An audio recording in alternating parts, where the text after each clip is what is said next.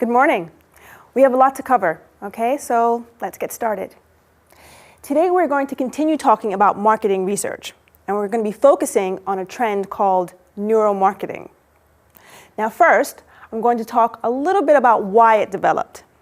Then I'll explain how neuromarketing works, and we'll look at a couple of examples of how it's been used so far to illustrate it. And then finally, I'll cover some future possibilities and concerns some people might have about how this new type of research works. Okay? Let's get started. Okay, first, why it developed. Now, advertisers have understood for a long time that buying decisions are not always rational, that emotional factors, irrational reasons, can be much stronger than the logical reasons, like price, quality, performance, taste. You get the picture? Now, the main motivations for many purchases are unconscious. They're under the surface, so people don't realize them. So this means that focus groups and surveys can be useful, but their effectiveness is limited. And that's because most people are not fully conscious of how they differentiate between products. So in other words, people don't always know the reasons they choose to buy one product over another. So here's how neuromarketing comes in. Researchers wanted to find other ways, other methods, besides surveys and focus groups, to do marketing research. So they wanted to find a more scientific method to understand the target market. In fact, they'd like to understand the target market better than it understands itself. Now that's why neuromarketing developed. So now let's move on to how neuromarketing works. Neuromarketing researchers use machines designed for medical purposes, specifically magnetic resonance imaging, otherwise known as MRI.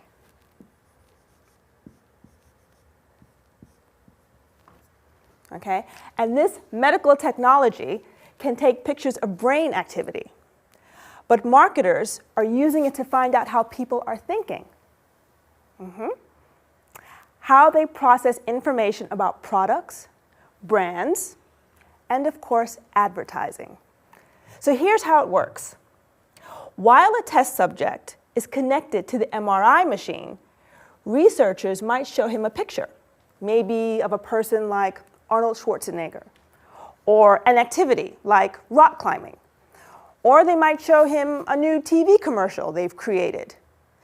At the same time, the researchers are looking at a picture of the person's brain, at the activity going on inside the brain as the person looks at the image. They look at which parts of the brain are being used and the patterns of activity between areas of the brain.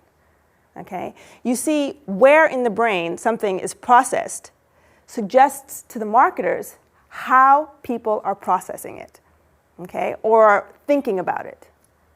And this is because the brain uses different areas to do different things. And researchers now know a lot about where different functions of the brain are located.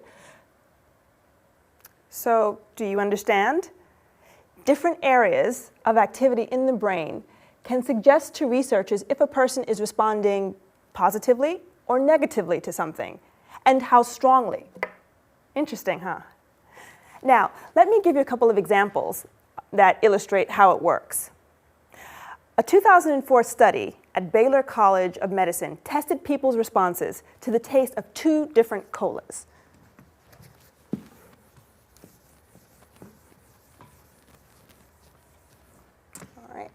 So you had Coca-Cola,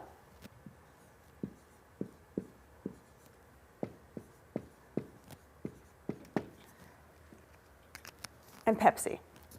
And they found that during the blind tastings,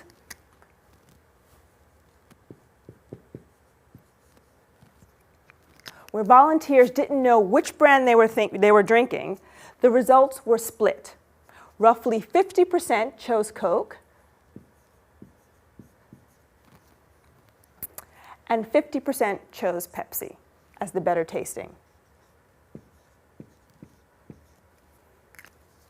They also found that people were using the part of the brain connected to the feeling of reward. Okay? This meant that their brains were focusing on the taste and how much they liked it. However, when the brand names were given, when people knew which cola they were tasting, the results changed. Now, three-quarters of the people chose Coke over Pepsi.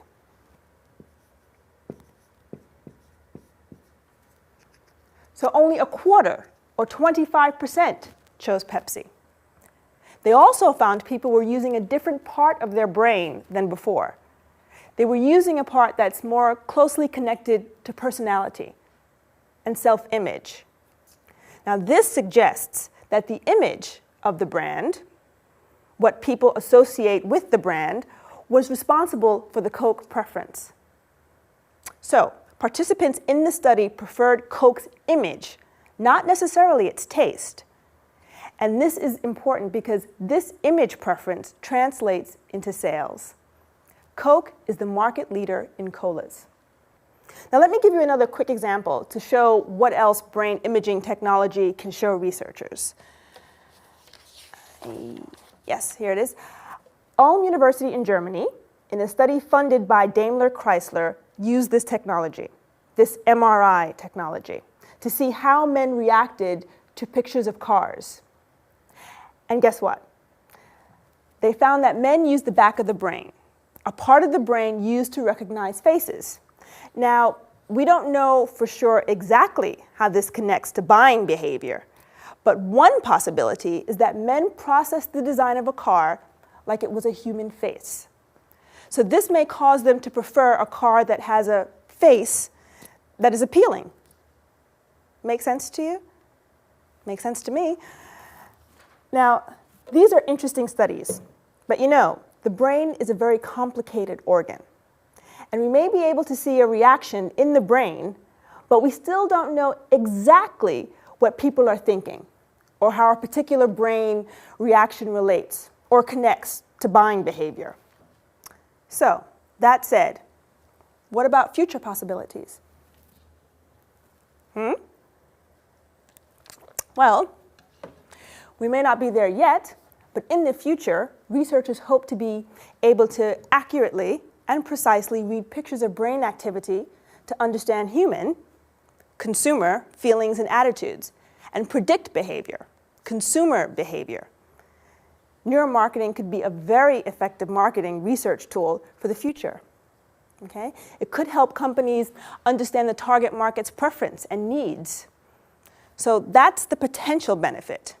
It can help companies predict consumers' needs and desires. Now, of course, trying to find out more about the target market, well, that's nothing new. But neuromarketing could one day be a much more powerful, more effective method than using focus groups and survey research. And that's what the concerns focus on. Some people are concerned about the possible abuse of this tool. It could be used to do more than meet consumers' needs.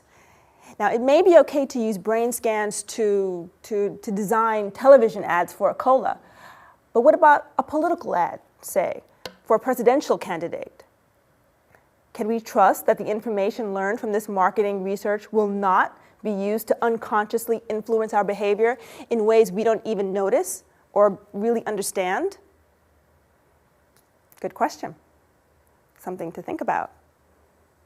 Okay, now that we've had an introduction to the ideas and issues connected to neuromarketing, I'd like to break you into small groups to discuss the study questions for this chapter of your textbooks. Okay?